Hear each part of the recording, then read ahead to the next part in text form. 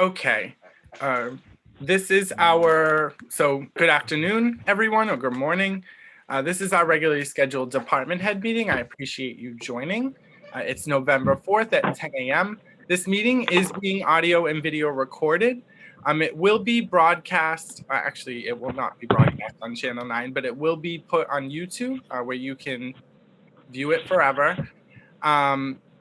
Just a note to my Board of Selectmen colleagues, because this meeting is strictly remote, and I don't suspect we'll be voting on anything, but if we do, we just need to remember that we will call for a roll call on anything official, okay?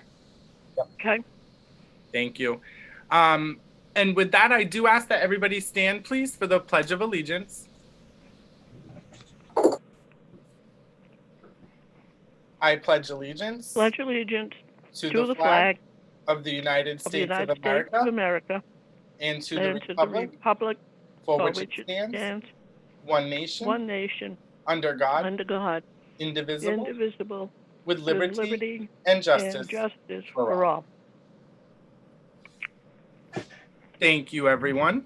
At this time, and we will have public input, at this time, I really just wanted to continue using this meeting as a place where we can just discuss anything within the departments that anyone would like to discuss, or anything that a department head or someone on a board or committee or commission feels that might be useful for another department.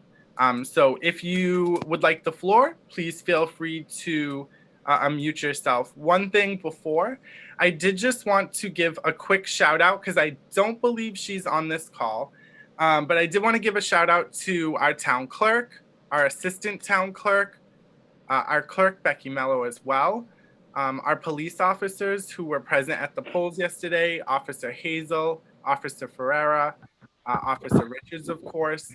Everyone did a really good job. The election went off without a hitch, as far as I know.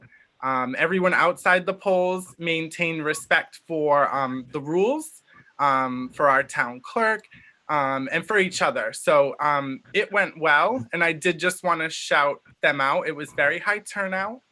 There were a lot of ballots, about 3,000 or maybe over 3,000 that were received by mail that could not be opened until the morning of Election Day. And I think they did a really fabulous job given that high turnout and just the high pressure environment of a big election like that. And they did it fabulously. And so I just wanted to give them a shout out real quick. It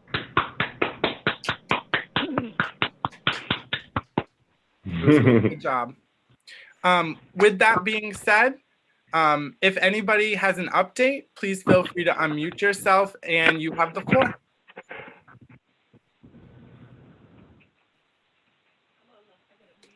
Hi. Hello, Mrs. Tavares. How are you? Pretty good. How are you? I'm all right. I just wanted to plug, we're doing a virtual tour of the Old Colony Historical Museum tomorrow night, Thursday night at 6:30. So if anyone is interested, you can contact us and we'll send you the Zoom login to join us. But we've also been given permission to have it recorded, so we will have that. And I've also been given permission to send it to cable to have it for Channel 9 so that more people can take advantage of that. And we'll be doing we've been partnering with them for some other programming, including Make Your Own Butter. And we'll be doing a holiday program with the, Taunton Green, with the Old Colony History Museum, and Build Your Own Toy kind of program in December. And these are part of our LSTA CARES distance learning grant. So we just wanted to plug that. Thank you so much, Mrs. Tavares. Do you want any of those items on a Board of Selectmen's agenda under announcements? That would be fantastic. Yes. Would you, if you're able to, would you mind sending that to either Mrs. Kerwin and or Mrs. Brady? And we'll be sure to get that for you. on there. I will do that. Thank you so much. Absolutely. Thank you. Okay. Anybody else want to? Yes, Mrs. Easterday. Good morning. So we have a couple, we have a public hearing tonight scheduled for the acceptance of the Jennifer Lane of Naughty Pines, which is off of Route 138 after Country Hill Drive. So that's a warrant article for our special town meeting. That said, we're noticing that we're having some issues of doing some double airing time with the YouTube Live. So I'm wondering if we can explore having two YouTube's accounts while we are under this COVID restriction problem that we're having right now. I know I'm trying to have some discussions from between originally it was with Mallory and the cable committee, because the thought was because I think a lot of times right now the planning board is conflicting with the Board of Selectmen's meetings, and now we're running into Board of Selectmen is having some public hearings at the same time that we're having public hearings, so now we're not able to air at the same time. So I'm wondering if it would be beneficial to have two YouTube accounts so that we don't run into these conflicts, if that makes sense. And then, and then once, of course, this COVID, knock on wood, restriction is lifted, then we can eliminate the second YouTube account. Sure. So my thought on that is we should not, the Board of Selectmen, when I say we should not schedule a hearing on the same night as the planning board, especially during the pandemic, understanding that we only have one YouTube account. So we're not going to do that going forward. For the sake of tonight, Mrs. Easterday, the Board of Selectmen is actually going to put our meeting on, I believe, Facebook. We don't have any, we have one hearing tonight, actually. It's for a license transfer. It's not a hearing in the sense of like a big hearing. You'll probably get people who will want to come and view your hearing tonight. I suspect we'll just have the applicant and that's it. Mm-hmm. We will have to do it from Facebook, or we just wouldn't be able to stream live in any way. People would have to come to the meeting or provide their input via Zoom, via email, or via telephone. I guess in my roundabout way, Mrs. Easterday, what I'm saying is the planning board and zoning boards should be given priority for the YouTube account for their hearings. Okay. I just want to make sure we're all on this so that we can make sure. I have been diligent in letting them know, for the most part, when we have a public hearing, I make sure I let them know that that's being done. And I think for zoning board, for the most part, when they have their meetings, they're pretty much, when they have their meetings, and forgive me, John, they're always having, when they have their meetings, they're having a public hearing. Yeah, exactly. So yeah. My position is just you should have priority because you have more public hearings than the Board of Selectmen does. We have scheduled appointments from time to time. Public hearings sort of, I'll say rare, and zoning as well should be given priority. Selectman Goulart and Selectman Pacheco. Normally I would ask Mrs. Brady, but Mrs. Brady is not on the call. So are we okay with making every effort going forward? And I think the last hearing, it was just a perfect storm where we just had no choice but to do it on this certain date. But we should make every effort going forward to not double book, knowing that we only have one account. The reason why I don't want to have two YouTube accounts, Mrs. Easterday, is because I think it could be a little confusing. Like, what would we call it? Who would maintain it? So I think the easiest thing is just we need to not schedule our hearings on the same evening that the planning board or zoning board is having theirs. Okay. Do you have any thoughts, Selectman Goulart, or Selectman Pacheco? No, Brett, that's fine with me. The only techie question I got is, if, for example, the Board of Selectmen has to have a hearing on a particular night, and planning has to. They can't, we get a conflict. Mm-hmm. Is it possible that in the same night, for example, the Selectmen meeting would be called to order, and immediately there would be a hearing, Mm-hmm. and that would be on YouTube, and then we would continue with our regular meeting, Mm-hmm. or is there a way for planning to jump in to have their meeting, to have their hearing? In other words, doing them shared, or at least the hearings are that we get on YouTube, and then we get off, and they come on and do their hearing. And is that We possible? can absolutely do that. And that goes to what I'm saying, Selectman Goulart, about prioritization. I think we should either make every effort to not have the meeting on that night, or we should just schedule our hearing at a time that's not going to interfere. We know the planning board is going to do their hearings at usually 6 p.m. around that time, right, Mrs. Easterday? Yes. Yeah, so if the Board of Selectmen is aware of that, we can either have a hearing before that and just know that it's only going to be an hour long or something like that, or just have to do it a different day. Or if they came on at 6 and had their hearing, Mm-hmm. and their meeting, I don't know how to say this. So they come on and do their hearing, and we come on and start our meeting. Once they don't need to be have the hearing ends, can we have a hearing then, or you can't do it sequentially like that? The only thing is, Selectman Goulart, if we say if it's a real hearing that we have to have, not like we're just letting people come in on this certain topic at a certain time, a real hearing Right. that has to be posted, like I'll just give you an example, a safety zone hearing that has to Right. happen at, let's say, 7 p.m. I'm a little nervous. We can't just wait for, we don't know when planning board is going to be over, I guess is what I'm saying. Okay. And All we right. have a lot of public participation, so you never know how many people are going to show up and how many questions are going to be asked and how long that's Okay. Okay. So it's just As I said, tell them, I agree with you. That was just a techie question. No, So it is- certainly we'll.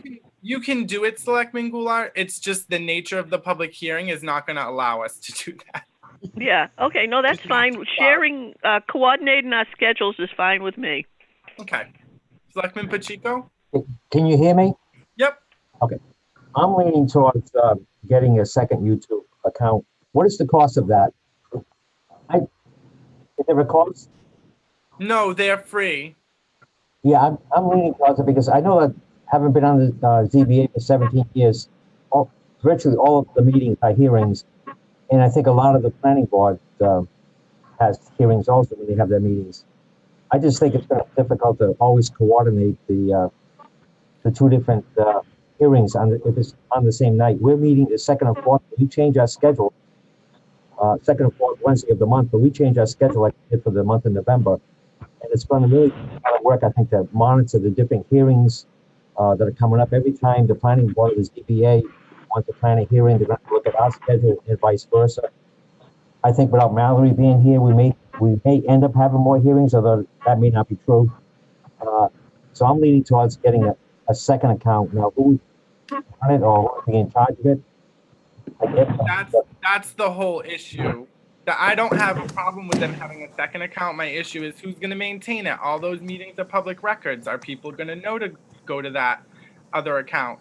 We're only in this situation. The planning board meets the first and third Wednesday of the month. The Board of Selectmen meets the second and fourth Wednesday of the month. We're in this situation because I was going on vacation last month and that vacation got canceled. That's why we moved that meeting. There actually wouldn't even be a conflict if that hadn't happened. So we meet on different nights. I don't think it should be a problem. It's just that during this time of the year, October, November, December, I had a vacation. Some people take vacations or go on.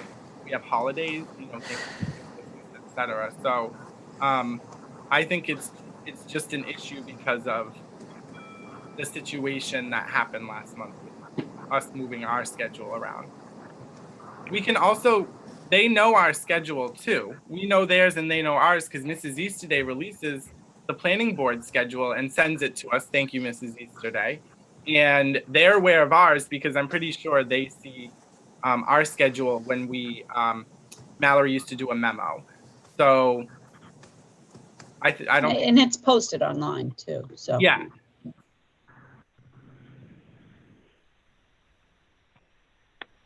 So I think, I'm sorry. So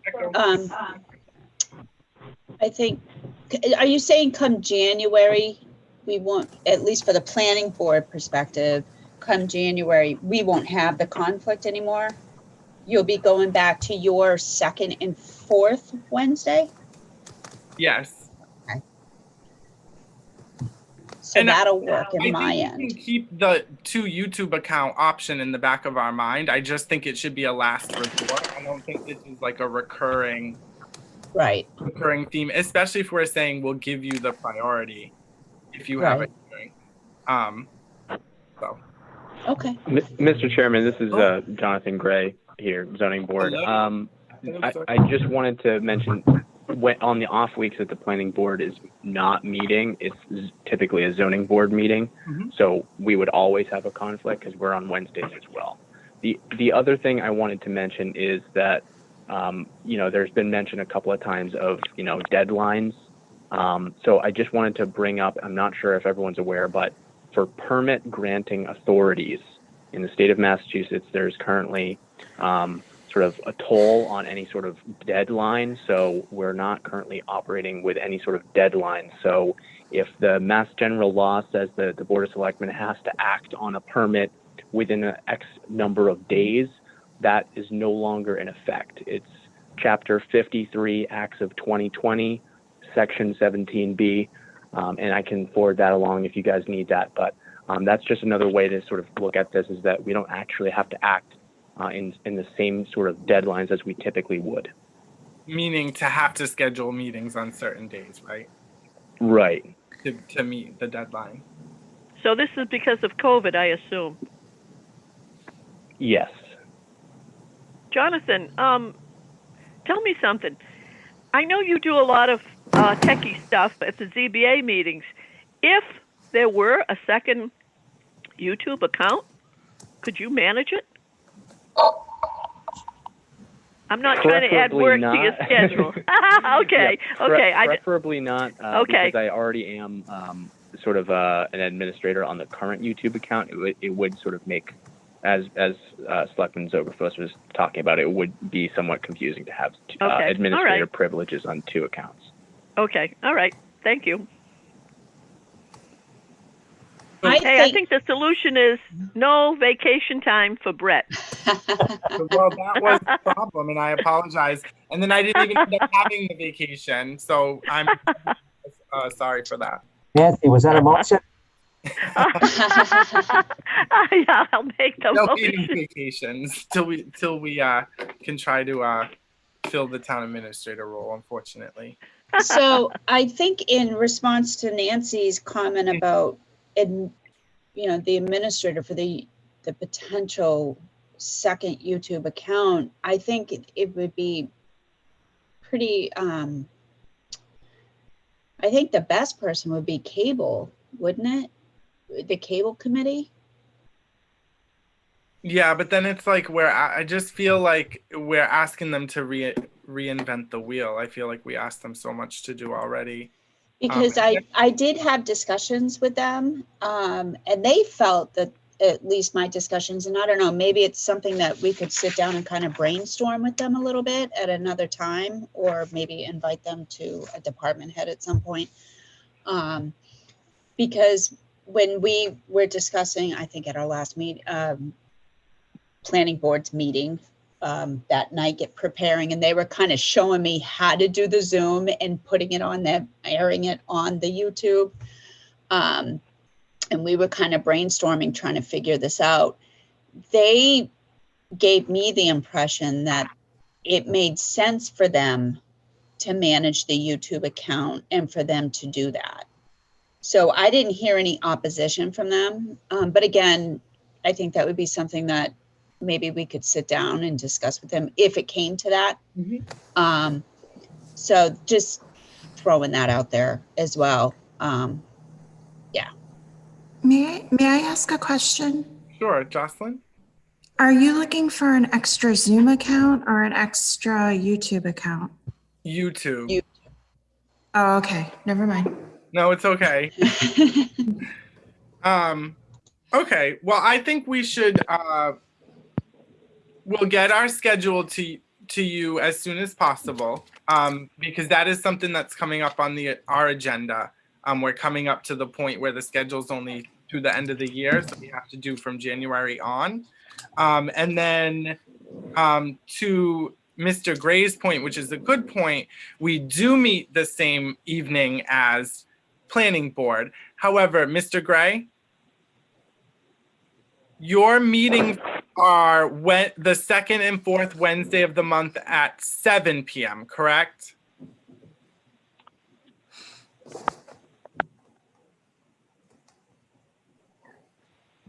Yes, that is correct. We're the fourth Wednesday of the month at 7 p.m. Typically is our regular meeting time, but that has been much in flux over the last few years, last few months.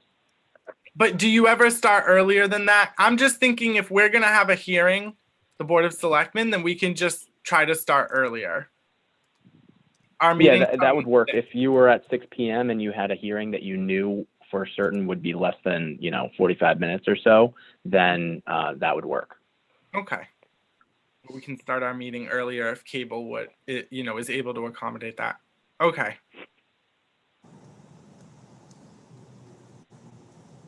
Sorry, I'm just reading the chat. There's a lot going on. So we will get our schedule to you, Mr. Easterday. If you feel like we're not able to accommodate some of the hearings you plan to have, let's have that conversation with Cable Television Committee about the second account. Is that okay? All right. And same, yes. Mr. Gray, we'll have you be in on that conversation as well, of course. Sounds good. All right. I do have something from the chat. Mr. Laviolette, our town accountant, did you want to unmute yourself and address the floor? You have the floor, sir. Good morning, everyone. Hi, Chris. So just to update everybody, the free cash certification process is well underway. As a matter of fact, I was a little late joining the session this morning because I had a couple of questions to address with the Department of Revenue this morning. A couple of minor issues. So my expectation is that we will have free cash certified by end of business today, if not sooner. The other thing I wanted to update everybody on. Chris? Yes, go ahead, Brett. No, it's okay. I'm sorry to interrupt. Will you just let us, will you let Mrs. Brady know so we can distribute an email to, the finance committee or if you want absolutely. To yourself? You folks should, if you're all listed as officials on the Department of Revenues or on the, the gateway, which you all should have because you have signatory authority when we get to set the tax rate. Okay. You're gonna get an email on notification automatically. They'll blast us out, but I'll check to make sure that you're included in that distribution list before I go and duplicate their efforts. Appreciate it, sir. So we're also now a couple of things relative to COVID-19 and CARES Act money versus FEMA public assistance money. I submitted an application to FEMA under an application for reimbursement relative to COVID-19. FEMA will the rules typically are that FEMA will reimburse us 75% of the costs associated with the emergency response to COVID-19. That application is actually under review by the Massachusetts Emergency Management Agency. They act as our interference with the federal government, if you will.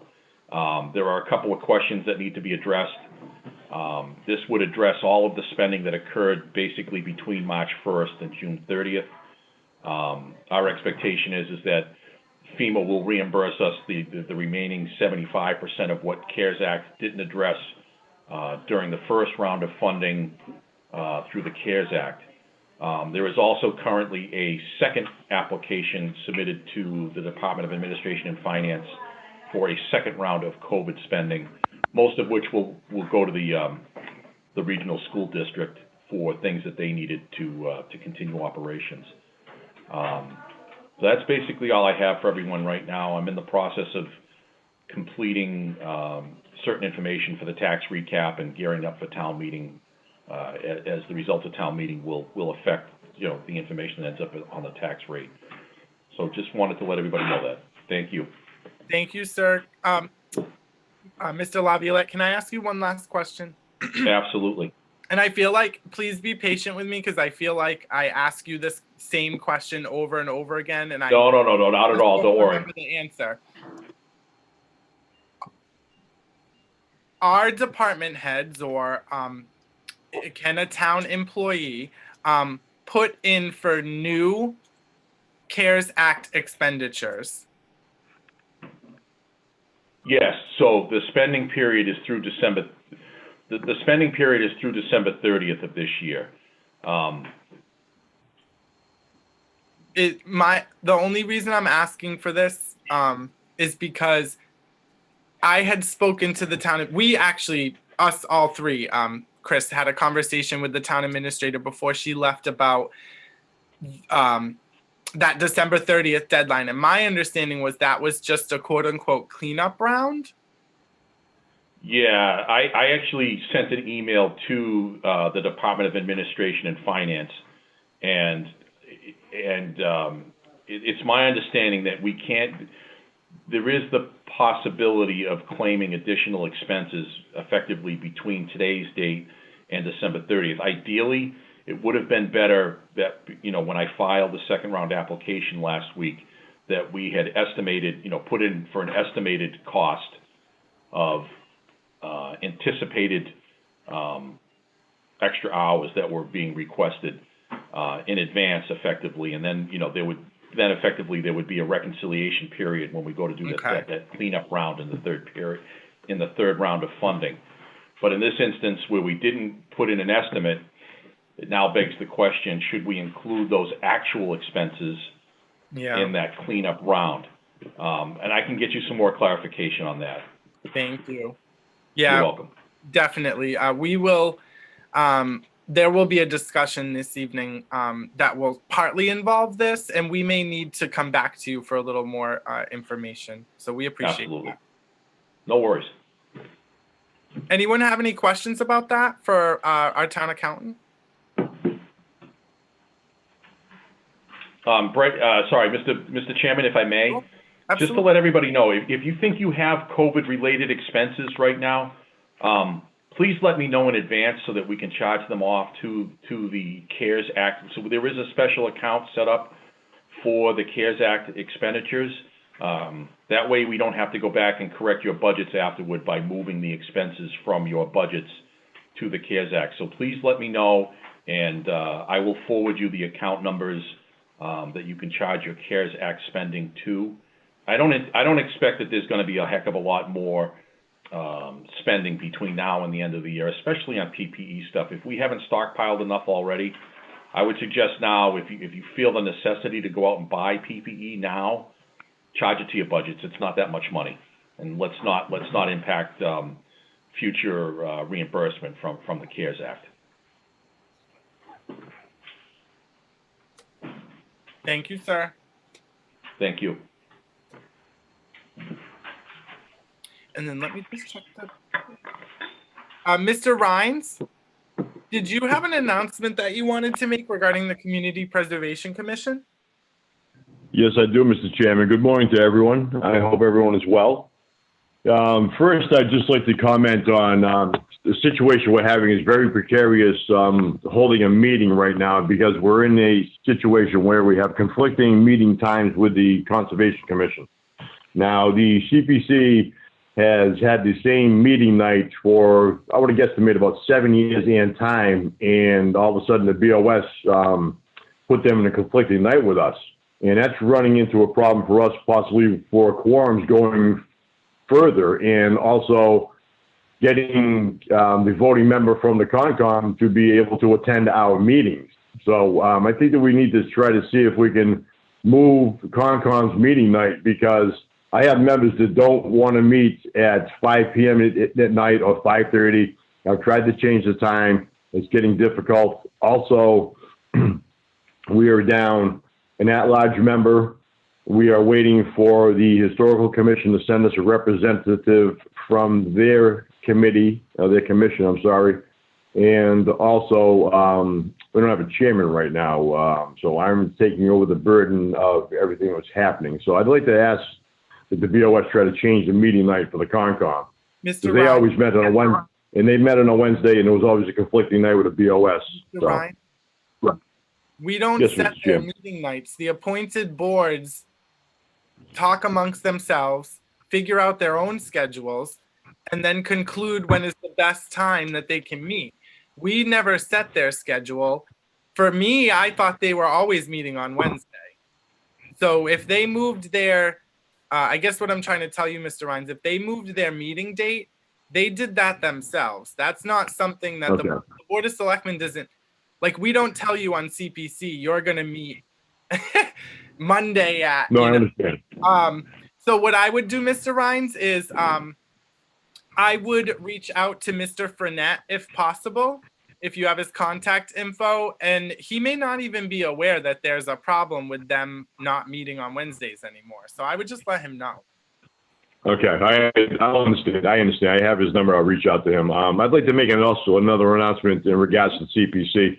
We're ending the deadline for applications for eligibility to come to us, and that deadline is November 30th. So I'd like to make that announcement that anyone who would like to submit an application for eligibility, that application process for sending it in is going to end on the 30th of November.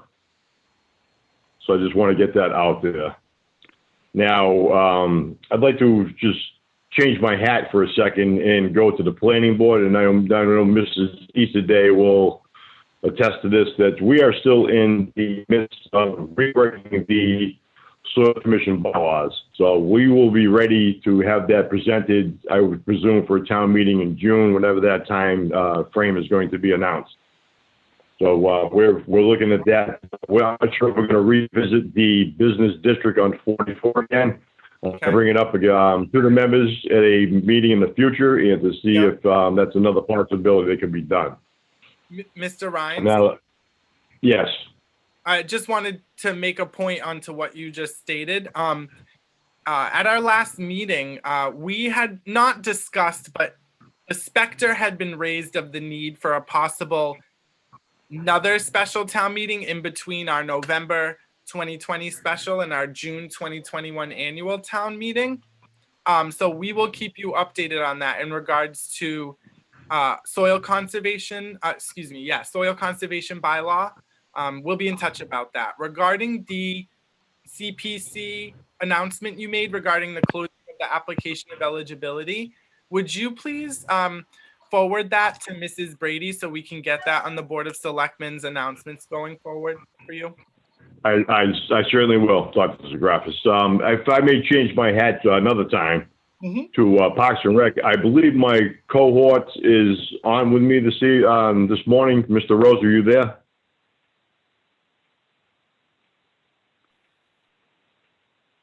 Mr. Rose, are you there? Have you joined the meeting with us, sir? Mr. Rose, if you're here and you're muted, you may need to press *6 if you're on telephone. There's a lot of numbers. I don't know if he's one of them. That's why I said that. Yeah, and I'm not sure what his home phone number is. So with that being said, I don't believe he's here with us. That we at Parks and Rec, of course, have presented a warrant article for submission to the annual town meeting. And remember the Finance Committee and the Finance Committee had mentioned that they were not going I'm sorry, I'm losing the term that they used, to endorse the warrant article for town meeting. And we decided that we're going to just go forward with it and let it go to the people, let them decide. And also, it's going to be a case of that, we had an underlying caveat that was included with this. There was a new commission that was formed. A gentleman was appointed, and then a committee was formed around him. And it was such a short time frame that the Commission on Disabilities, of course, that we are going to work with in the future with this is our partner in regards to a potential handicap accessibility playground in North Dayton. So I personally look forward to working with the Commission on Disabilities going further to complete the task. So Dr. Zagrafis, thank you very much. Thank you, sir. Would anyone like the floor to provide an update? I know, not to put you on the spot, Mr. Gale, did you have anything that you wanted to Sure. apprise us of, sir? You have Sure. the floor. So a couple of things. Can you all hear me okay? Yes. Okay. So a couple of things. First of all, just to bring folks up to date, before our town administrator left, we had worked and she had submitted on behalf of the town a request for a grant to the Mass Office of Disability for approximately $118,000 to continue the process of sidewalk and pad mitigation in different parts of the town as well. That's what that primarily was for. We have not heard yet. I expect we will hear. I've been in touch with MOD, and I expect we will hear by the end of November whether or not we've gotten that grant or not. We'll have to see what happens. We got a grant from them last year. We don't want to go to the well too often for too many things, but it's a possibility. Could be partly funded as well. So stay tuned, as they say. With regard to the commission that Mr. Rhymes just alluded to, we so far have 5 members, and that includes our liaison with the Board of Selectmen. We have an application in for another member who I will be speaking to and inviting to our next meeting. So we are growing, and we've got several other residents in the town who have indicated they would like to be commission members. I think it's very possible that by the end of this year, this will be a full commission. I'm happy to say that on behalf of the residents of the town. I think that that bodes well for going forward for disability matters. With regard to the Parks and Rec commentary that Mr. Rhymes also mentioned, the commission at our last meeting did make a recommendation via a motion and a vote to suggest to the Board of Selectmen that the matter in question with regard to the North Dayton Playground be not removed from the warrant, because that can't be done, but that it be delayed until the June meeting so that we can form a joint subcommittee or task force with the Parks and Rec as well, so that we can all work collectively on plans and grants and so forth for the process and get more public input on the process.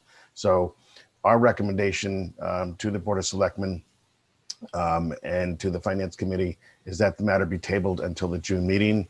And again, we'll be at the meeting to discuss it and hear any other ideas and concepts that people want to bring forward. Mr. Gale? Yes. I'm sorry to interrupt. Did you mean the meeting this evening? I will be at the meeting this evening to Okay. answer any questions that anyone has. But for the warrant article, when that comes up at the special town meeting, we will also be available at that time for any conversation, discussion, and to make the viewpoints of the commission known with regard to the article. So. Thank you, sir. I wanted to also ask Mr. Rhines, we are going to be discussing Board of Selectmen article recommendations, I believe, at our meeting this evening. Will there be representation from Parks and Rec regarding this article? Or do you have any, a recommendation for us, or? I have a conflicting meeting with, of course, planning board this evening. Mm-hmm. And I would, let me reach out to Mr. Rosa to see if he's available and have him go in person And again, I, on my end of things, our recommendation would be, of course, to go forward with the warrant article, let the people decide. I understand Mr. Gale's concerns with this. It was discussed at that meeting. And I did make a motion on the floor at that meeting, because we had an internal meeting of Parks and Rec also, to table it at that time, and there was no motion made. And through discussion, we decided to go forward at town meeting, and we're going to go with that process. So we understand what's at stake.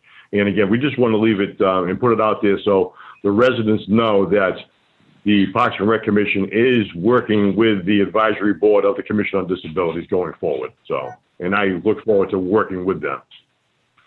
Thank you, sir. Mr. Chairman, question, please. Yep, and then we'll go back to Mr. Gale. Selectman Goulart? I guess this is for, excuse me, either or both Mr. Rhines and Mr. Gale. So you're talking about the warrant article. It's like 92,000 and change. Is that correct? That is correct. Yes, yes, it is. Okay. Yes, Mrs. Glenn, that is correct. Okay, so the rest of the question is, if it passes, it would seem because of the time of the year, we're entering winter. If it passes, and let's assume no work takes place or nothing is purchased, and then we get going into the spring. If it passes, would there be any problem with just holding it until, let's say, the weather improves next year, and then the commission, ADA Commission, and Parks and Rec could continue on, as opposed to killing it now and then having to go back for the money later? Well, our intent, the reason why we went forward with the $92,000 warrant article is because that the contractors that we contacted through the state bid list, that we're going to receive a $29,000 discount on the equipment if we purchase now, and also a $25,000 grant that was going to be awarded through MRC Corporation to us to reduce the cost of the equipment. So that would be to purchase it now and store it on site at the transfer station until the time that Parks and Rec goes back to the CPC, and we go to forward again at town meeting in June for the rest of the monies for the surface, the installation fees, and that type of thing. So I guess the question to Mr. Gale is the equipment that they want to purchase because of the pricing deal and the potential grant they're talking about. Would there be, if it passes, Mr. Gale, is there a problem with them buying it now and storing it? Because nothing's going to get installed right away. So I'm just trying to figure out from a financial standpoint what Mr. Rhines is describing. Sounds like pretty good money to me. So, Mr. Gale, what's your thought? My thought is, and I don't think this is perhaps necessarily the place to get into the weeds on this. And I'm going to preface my comment by saying that there's no question that Mr. Rhines and Parks and Rec and others on his behalf as well, and the Parks and Rec Commission's behalf, have put a significant amount of time and effort into this. And in some cases, some folks have had this process in their head and tried to work on it for years. And I don't want to minimize our awareness, how much we're aware of that and what we know people have done. To answer your question directly, Mrs. Goulart, the devil's in the detail. We haven't had a chance to even look at the type of equipment being proposed. We haven't heard from the company or anyone, as far as I know, with the exception of Parks and Rec, and maybe Mr. Rhines has had a presentation made from this particular company on what the grant would involve, what are the limitations of the grant, what's the specific type of equipment, does it meet certain specs and standards?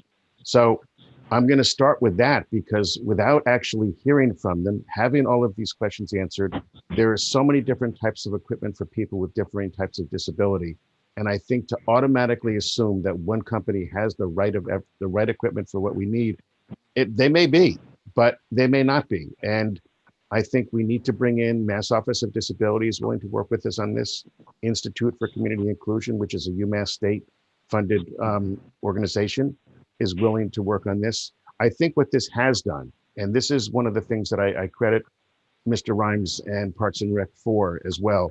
What this has done in the past month or two, and I think Mr. Rhines might agree, is it's brought out a lot of passion in people in town.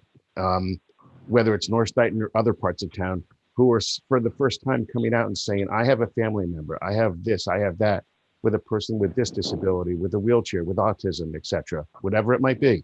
So people are for the first time saying, I want to be part of a public meeting. I want to hear presentations. I want my voice heard on this one. I'm almost surprised, but I shouldn't be, I guess, because this is really evoking something in people that they want to be involved in and want to know about. You know, everything from the placement of the playground and where it is. Some people have concerns whether it should be moved. That might be a whole another issue that we can't even consider or touch.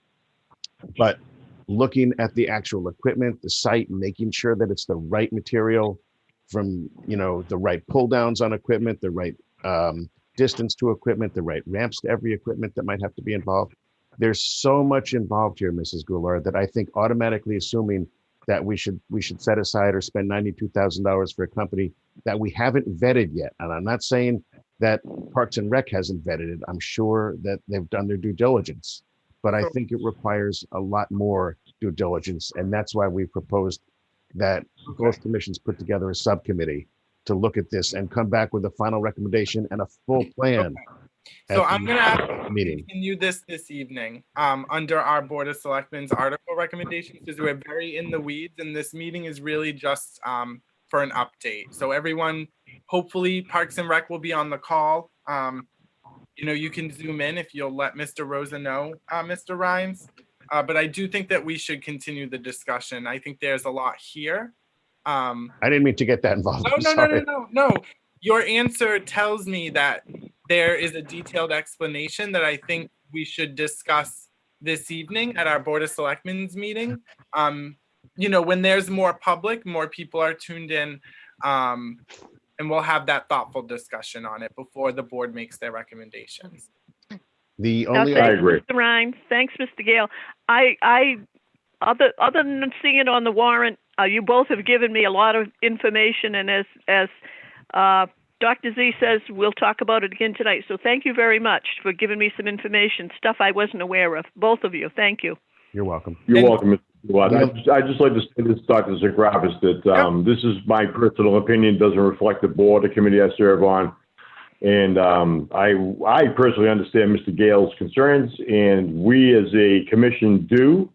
And again, I look forward to working with that commission going forward to get this task completed. Thank you. I did just want to add, if there is any information, I know Selectman Pacheco is a liaison. He may have been able to look at the plans. I have not. If there's any background info you'd like Selectman Goulart and I to see, I know we're both busy. I'm happy to try to take a look at it before this evening's meeting. Okay. I just did want to throw that out there. Yeah, thank you.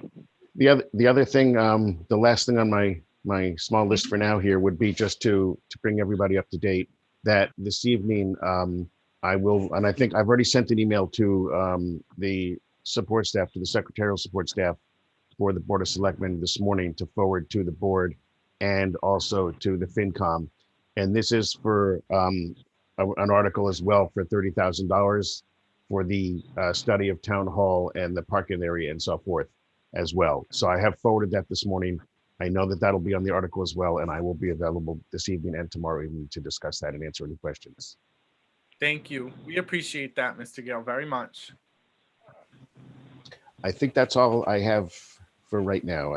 We've got a great group of people, as I said, who are, and just let everybody know, our meetings so far have no conflicts. We are meeting Thursdays at 4 o'clock. And thank you to Jocelyn for all the hosting she's doing. I did want to ask Selectman Pacheco, Selectman Goulart, did you have anything? I can give you a brief update on the status of the MVP, I'll call it extended look that I'm working on with Bill Napolitano. I think most of you know him. He's from Serpent. He contacted me because he was looking for some kind of a regional project.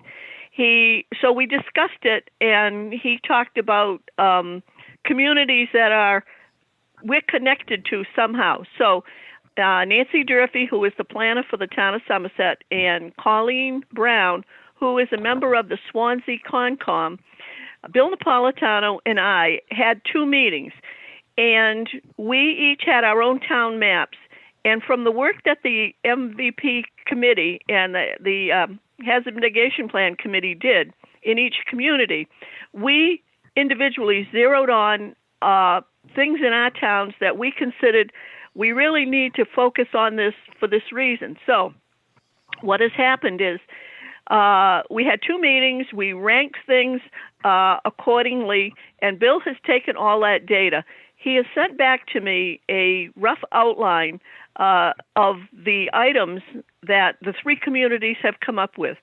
What's going to happen now is I forwarded a copy of that to Mr. Ferry, because there are things on it that really, he's the person that's going to have us to give us advice as they relate to the town of Dayton. And for example, labor in Vane Brook, Elm Street, and the big reservoir down in Somerset. Sad to say, that reservoir with its earthen dam is a major problem. I mean, we think we got Elm Street. Well, they got a big one. But anyhow, I know Mr. Ferry has mentioned to me about labor in Vane Brook and flooding on Elm Street and that whole situation, if you think the Dayton line and the dam. Anyhow, once Mr. Ferry and I have a chance to go over that, we'll send it back to Bill. What's going to come out is a map showing all 3 communities with the list updated, and we will be looking to get our local MVP group together again so that we can bring you up to speed, talk about the priorities, and the whole goal in trying to do this, Bill says we may be able to get grant money. We, the 3 communities, get grant money to address some of the most urgent things that we have come up with. So this is just an initial heads up. So when you hear that there's going to be an MVP meeting, we'll get together.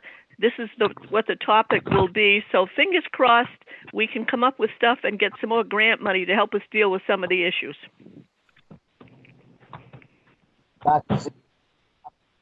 Yes, sir. And thank you, Selectman Goulart. Selectman Pacheco?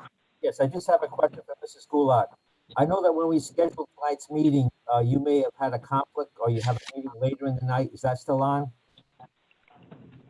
Excuse me, I lost part of the conversation. Yes, I believe you. Oh, my appointment? Tonight, yep.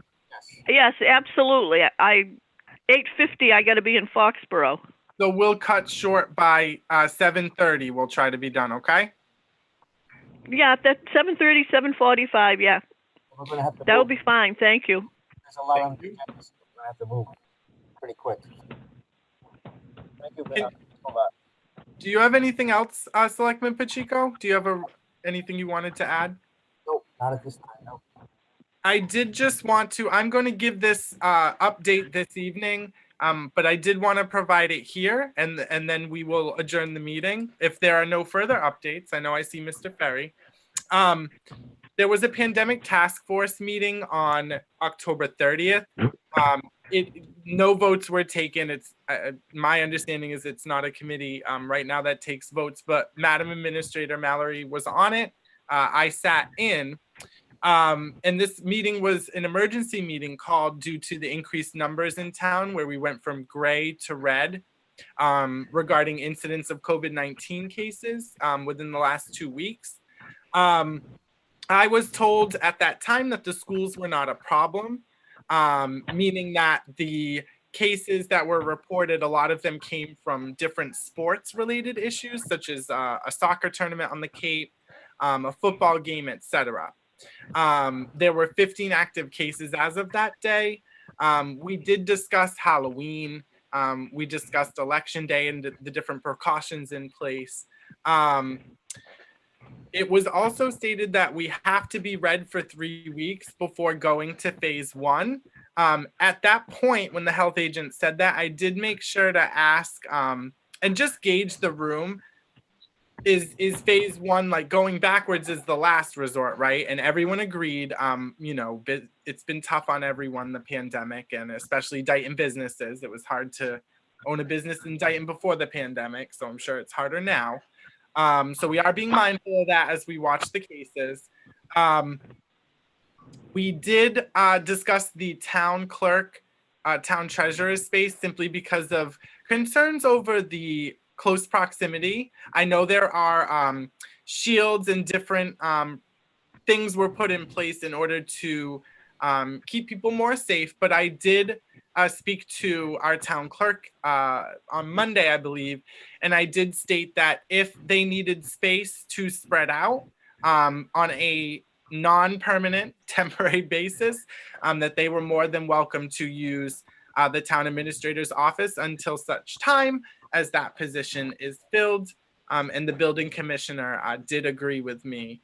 To date, they have not needed to use it, but they were grateful for that. And we're just continuing to monitor the cases as we go, and we will have future, meetings as they are deemed necessary. So we will just keep everyone in our thoughts and prayers. Mr. Chairman, this is Mr. Gale. Sure. I just wanted to make a quick comment about that. So, Sure. And I'm saying this comment as a parent with grandchildren in the system. Mm-hmm. And the comment is that on Monday, we received an email from the high school informing us that one individual had tested positive, one student. Yesterday on Tuesday, we received an email from the middle school informing us that one student had tested positive. And I understand, we appreciate the emails, don't misunderstand me. And I don't know if there's anything that can be done about this, but I'm throwing this out there for everyone to consider. What it didn't tell us, and I know we can only be given so much information. I understand HIPAA, I work with HIPAA. We were not told whether the student was in cohort A or cohort B, which would be the Monday, Tuesday, or Thursday, Friday. We were not told what grade the student was potentially in, either from the high school or the middle school. My concern about that as a parent, again, is it doesn't inform me enough as to whether or not I want my children to continue to do the hybrid version or I want to change them to the remote version. And it would be nice if we were given a little bit more information as parents to be able to make that kind of a decision. I don't know if anybody can do anything with that, but I thought I'd put it out there. No, Dr. Z? We can't though, because those emails come from the school district. Dr. Z? Sure, Selectman Goulart. All right, from your meeting. So let's assume I got a middle school kid that tests positive. Wouldn't the tracking, in effect, notify the people who have to know who my kid came in contact with, so you wouldn't be breaking, privacy rules, but they could check, my son, John, saw Susie and Mary and so-and-so, and Susie, Mary, and so-and-so and their families would be notified, hey, John tested positive, you guys got to quarantine for 2 weeks. Is that how they would notify the people who immediately need to know to get them quarantined? I understand what Mr. Gales is saying, but I'm thinking they're tracking cases, so people who really have to know would be notified that, in my example, Johnny tested positive, so Susie, Mary, and so-and-so have got to quarantine. Well, that's what contact tracing is, and everybody is quarantining that should be quarantining, was what I was told. Okay. Yeah, Mr. Gale, this meeting occurred on Friday, October 30th. Right. And then the emails you got were after more information and contact tracing was done. Then they sent those emails out, I'm sure. And it did say, and just as to answer Mrs. Goulart as well, and I should have said this and I forgot, the emails did say that they would be conducting contact tracing.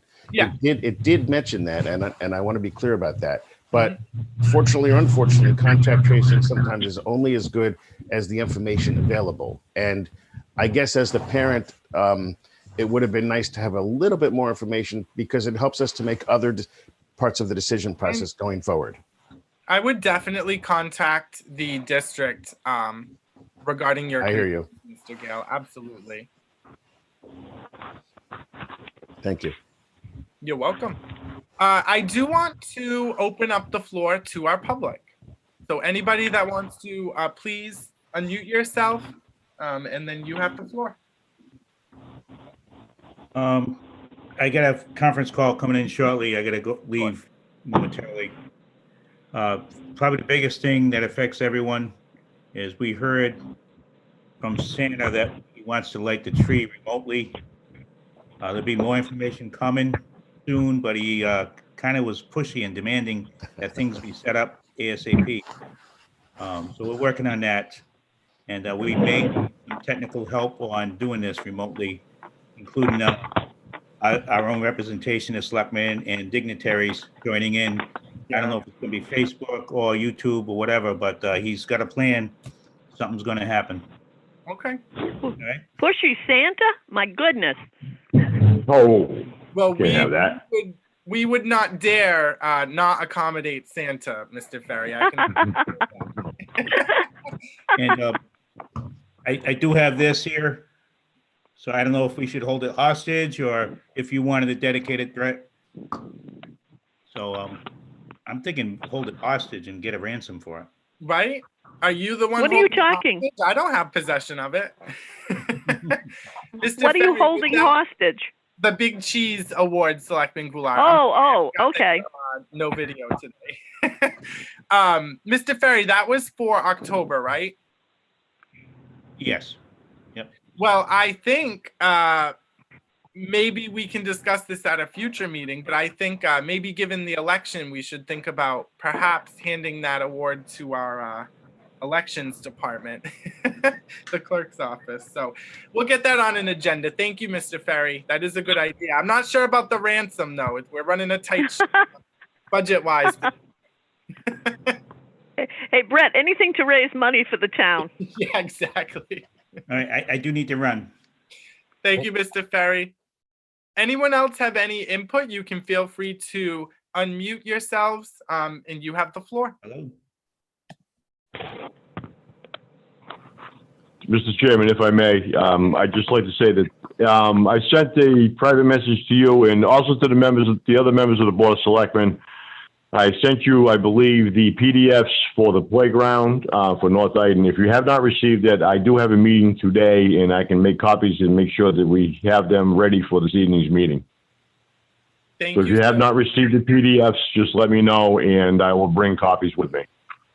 Thank you. Okay, sir. thanks. I'm going to keep the PDF. I think maybe if Mrs. Kerwin, I think she, Leanne Kerwin, our administrative assistant, is on the line, perhaps we can just print a copy for Selectman Goulart and Selectman Pacheco if they want it, so that they have something in hand that they can look at.